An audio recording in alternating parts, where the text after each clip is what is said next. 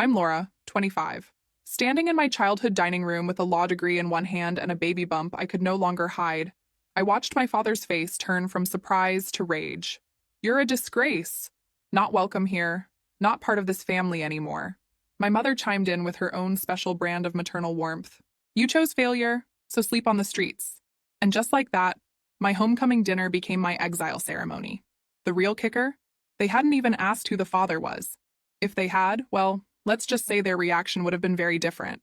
But I guess when you're more concerned with what the neighbors think than your pregnant daughter's well-being, details like that don't matter. Where are you watching from today? Drop your location in the comments below and hit that like and subscribe button if you've ever felt rejected by family.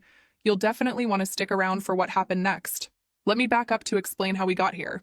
I met Michael Hastings my freshman year at Yale. Out of thousands of students, what were the odds that someone from my tiny Indiana hometown would end up in my pre-law program? But there he was, the son of my father's boss, looking just as homesick as I felt. We bonded over shared memories of the county fair and complaints about East Coast winters. For 3 years of undergrad and 3 years of law school, we kept our relationship secret, not because we were ashamed, but because I knew my father. He'd either accuse me of gold digging or worse, try to use my relationship to advance his career. Can you imagine? Hey boss, my daughter's dating your son. How about that promotion? The thought made my skin crawl. So when we visited home for holidays, we arrived separately. At Yale, we were the couple everyone knew. Back home, we were just two kids who happened to be from the same town. The secret wore on us. But we planned to reveal everything after graduation, when I could stand on my own accomplishments. Then 2 pink lines changed our timeline. I found out I was pregnant in January of my final semester. Morning sickness during criminal procedure, hiding my growing bump under oversized blazers during mock trials. Law school was hard enough without creating life at the same time. Michael was ecstatic. His parents, when we told them, were over the moon. His mother started knitting immediately, and his father opened a college fund before we'd even picked names. Finally, Robert Hastings had said, a grandchild to spoil. They wanted to throw us an engagement party, help plan the wedding, be involved grandparents. The contrast to what was about to happen with my family would have been funny if it wasn't so heartbreaking. By graduation in May, I was 5 months pregnant and running out of ways to hide it. The flowing graduation robes helped, but I knew the clock was ticking. Michael wanted to come with me to tell my parents, but I convinced him to wait. Let me tell them first, I'd said. Your dad can fly in tomorrow once they've processed the news. How naive I was, thinking there'd be a tomorrow in my parents' house. The 12-hour drive home was torture. I practiced my speech 100 times, even prepared a PowerPoint. Yes, really. Showcasing my law degree, my job offer at a top Chicago firm, Michael's proposal, our plans, evidence of success, stability, love. Because if law school taught me anything, it's that evidence matters. But I should have known. Some juries come in with their minds already made up. I pulled into the driveway at 6:30. Dinner time in the Morrison household. Nothing had changed. Same beige siding, same garden gnome Mom insisted was whimsical. Same sense of dread I always felt coming home. Laura, Mom opened the door, her smile tight. You've gained weight. And there it was. Maternal affection at its finest. Nice to see you too, Mom. The dining room smelled like pot roast and disappointment. Dad sat at the head of the table, already halfway through his beer. He barely looked up when I entered. Thought you'd be too fancy for family dinner now that you're a big-shot lawyer. I bit back my usual sarcastic response. Stay calm, Laura. You're an adult. A pregnant adult with a law degree and a fiancé who actually loves you. Actually, I have some news. Sit down, Mom interrupted, bustling in with plates. Food's getting cold. So I sat. I watched them eat and complain about the neighbors, the weather, the government, everything except asking about my life. 20 minutes in, I couldn't take it anymore. I stood up, my chair scraping against the floor. I need to tell you something. That's when Dad noticed. His eyes zeroed in on my midsection, on the bump that my dress could no longer hide. His face went through a fascinating array of colors. White, red, purple. I'd seen less dramatic transformations in chemistry class. You're pregnant. Not a question. An accusation. Yes, You're a disgrace. He slammed his hand on the table, making the dishes jump.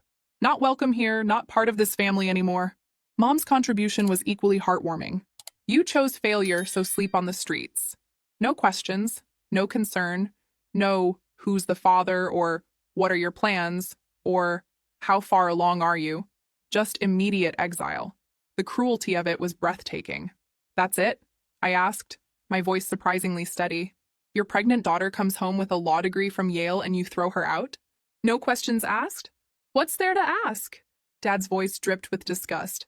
Obviously, you've ruined your life. Pregnant and unwed, probably don't even know who the father is. What will people say? Ah, there it was. The real concern. Not my well-being, not their grandchild, but the gossip at church. I'm engaged, I managed to say. The wedding is in August. I have a job lined up. Lies to make yourself feel better, Mom cut in. No decent man would have you now.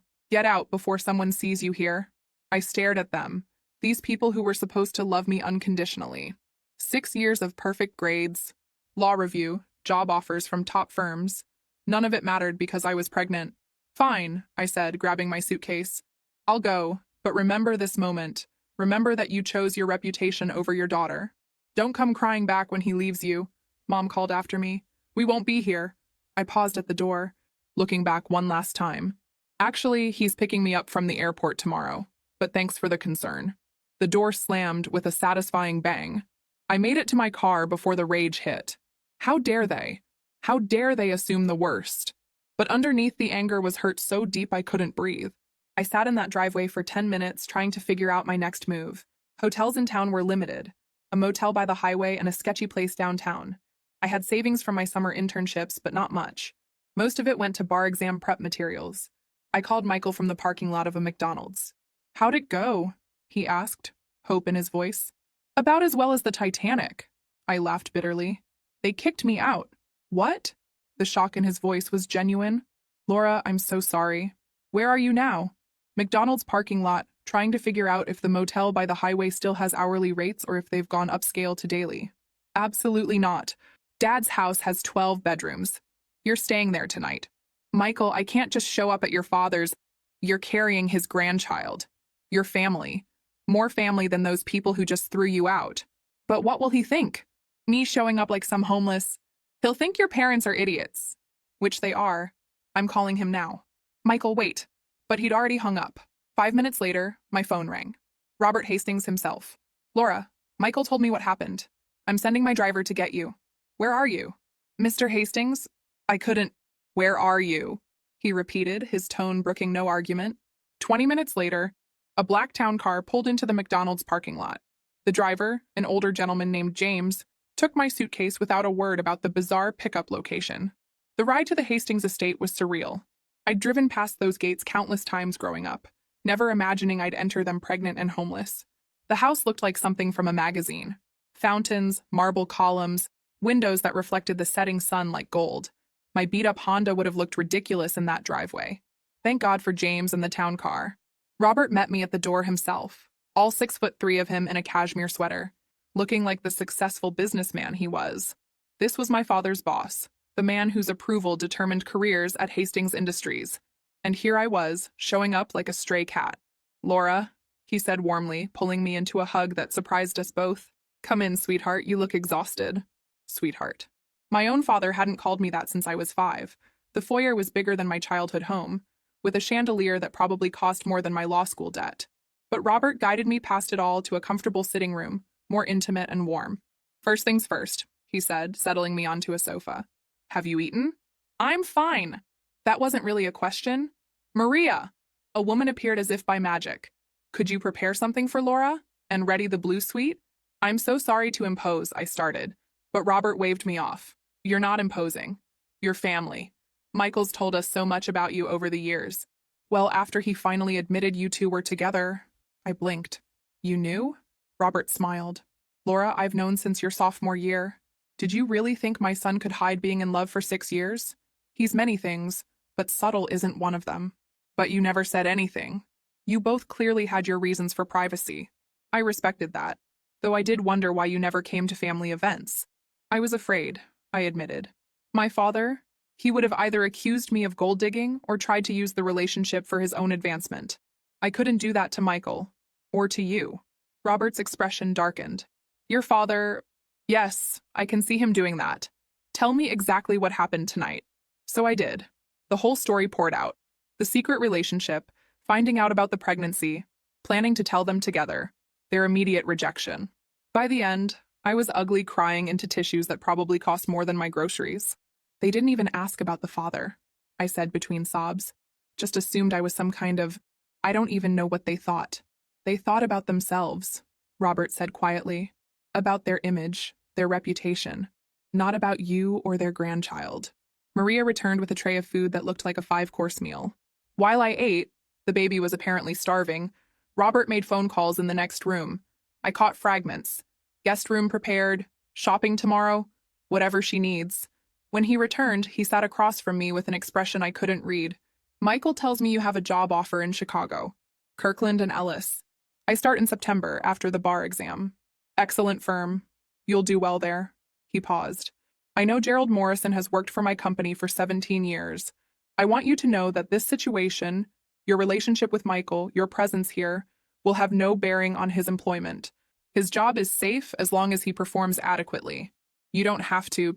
Yes, I do. You're worried about repercussions. I'm assuring you there won't be any. From my end, at least. The meaning was clear. My father might create his own problems, but they wouldn't come from Robert. Can I ask you something? I said quietly. Why are you being so kind to me? Robert looked surprised. You're carrying my grandchild. You're the woman my son loves. You're a brilliant young attorney who earned everything through your own merit. Why wouldn't I be kind? My own parents are fools, he said bluntly. They're lost, truly. Now, let's get you settled. Michael's flight gets in at 2 tomorrow. His mother is flying in as well. She's already bought out half of Chicago's baby stores, I'm afraid. I laughed despite everything. She doesn't even know if it's a boy or girl. Doesn't matter to Margaret. She's been waiting for grandchildren since Michael graduated high school. I woke in a bed that felt like clouds. In a room decorated in shades of blue that probably had fancy names. The blue suite was bigger than most apartments, with its own sitting area and bathroom that belonged in a spa. My phone showed missed calls from 3 unknown numbers and one from my sister Rebecca in Portland. I'd deal with those later. A soft knock interrupted my thoughts. Come in, I called, expecting Maria. Instead, Margaret Hastings entered, looking impeccable despite apparently taking a red-eye flight. Laura! She rushed over, pulling me into a careful hug, mindful of my bump. I'm so sorry we're meeting like this. I wanted to fly out for graduation, but Robert said you two were keeping things quiet. Mrs. Hastings. Margaret, please. Or Mom eventually, if you're comfortable. She sat on the bed, studying me with kind eyes. How are you feeling? Morning sickness still? Sometimes. It's better now. And emotionally? Michael told us what happened. I'm processing. It feels surreal. Yesterday I had parents. Today I don't. Margaret took my hand. You have us. I know it's not the same, but you have us. A knock interrupted. Michael this time looking tired from his flight but lighting up when he saw me. I'll give you two some privacy, Margaret said, kissing my forehead before leaving. But we're going shopping later. No arguments. Michael pulled me into his arms the second the door closed. I'm so sorry I wasn't there. It wouldn't have changed anything. Maybe made it worse. I wanted to take the first flight out when you called. Your interview was important. Not more important than you. He pulled back, studying my face. Dad said you were worried about his job, about using our relationship. I was. Michael, when he finds out, he'll do what he always does. Try to find an angle. Dad's ready for it. We spent the morning planning. The wedding we talked about would move up, a small ceremony before I started work. Unless you want to wait, Michael said carefully. Have the big wedding we planned? I want to be your wife, I said simply. The rest is just details. That afternoon, Margaret took me shopping. Not for baby things. We have time for that. But for clothes that actually fit my changing body. Comfortable shoes, prenatal vitamins. She chatted easily as we browsed, sharing stories about her own pregnancies, making me feel normal for the first time in days. I understand you kept the relationship secret because of your father's position, she said over lunch. That shows remarkable judgment for someone so young. Or paranoia, I said wryly. Protective instinct, she corrected. You were protecting Michael, protecting your father's job, protecting yourself. Very lawyerly, actually. My parents didn't see it that way. They didn't see anything but the scandal. Then they're blind. Their loss is our gain. That evening, the inevitable happened. The unknown numbers had been my parents, trying to reach me through various borrowed phones. Finally, they got smart. The text came from Rebecca. Mom and Dad are freaking out. Someone saw you at Hastings Estate. They want to know what's going on. I showed Michael and his parents. What do you want to do? Robert asked. Nothing, I decided. They made their position clear. I'm not family anymore, remember? But my phone rang again. Rebecca this time.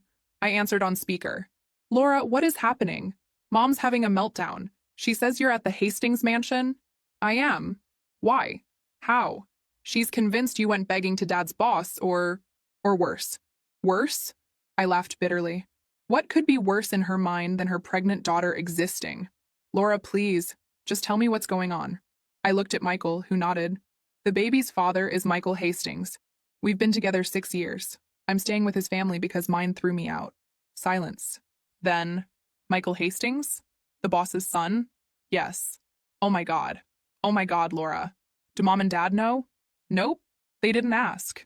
Too busy calling me a disgrace and telling me to sleep on the streets. They're going to lose it when they find out. Rebecca was right. The meltdown, when it came, was spectacular.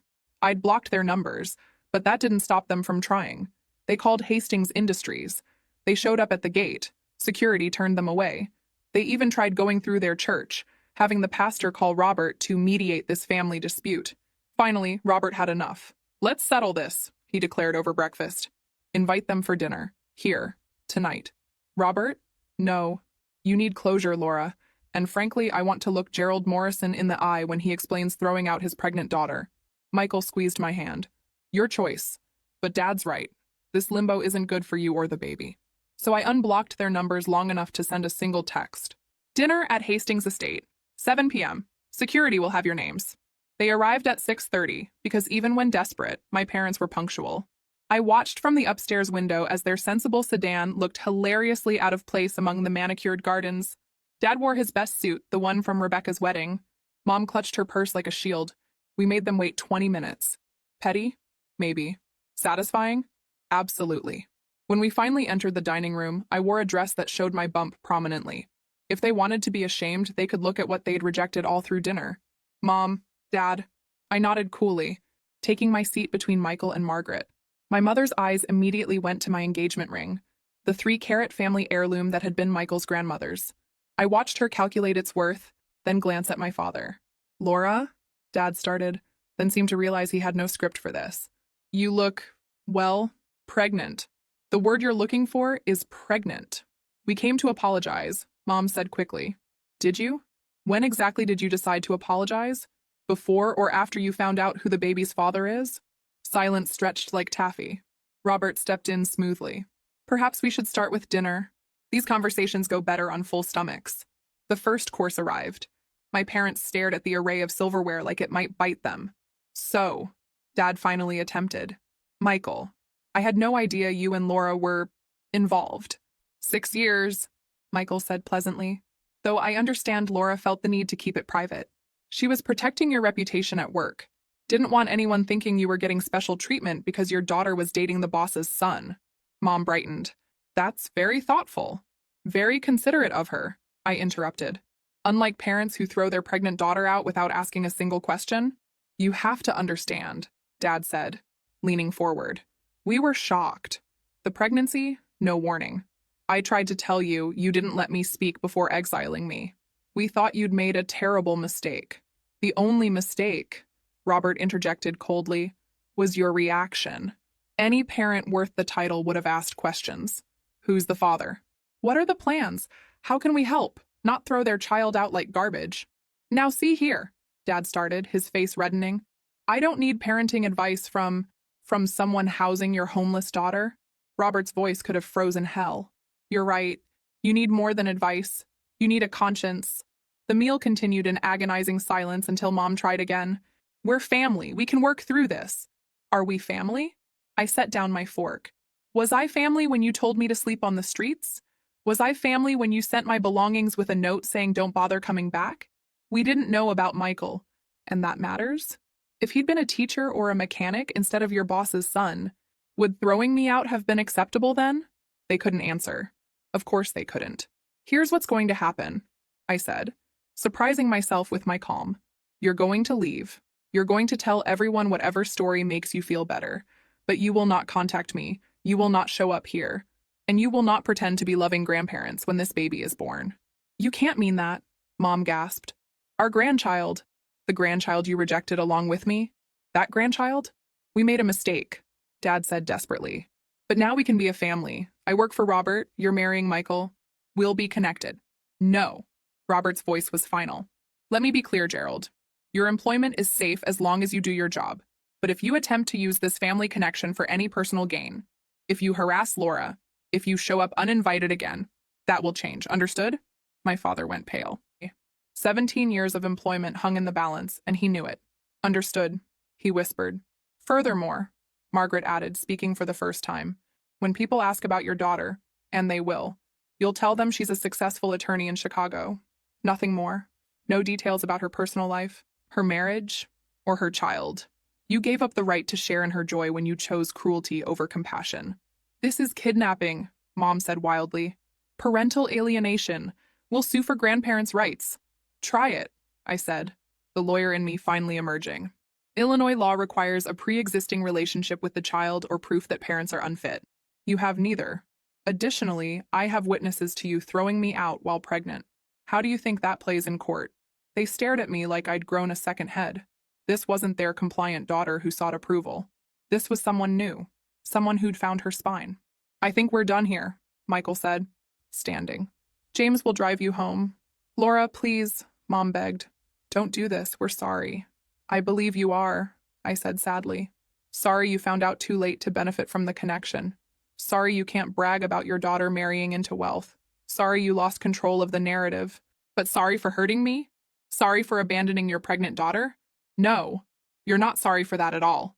They left in silence, my mother crying, my father stone-faced. I stood at the window watching their taillights disappear, waiting to feel something. Regret? Sadness? Relief? You okay? Michael asked, wrapping his arms around me. You know what? I am. They showed me who they really are. Now I can stop hoping for parents they'll never be. Their loss, Robert said firmly. Now let's talk about happier things. When would you like to get married? The conversation shifted to wedding plans, bar exam prep, the Chicago apartment Michael and I would share. My phone buzzed. Rebecca again. Mom says you've brainwashed the Hastings family against them. What really happened? I showed the text to my new family. Margaret snorted. Brainwashed? We have eyes and ears. We can see cruelty when it's in front of us.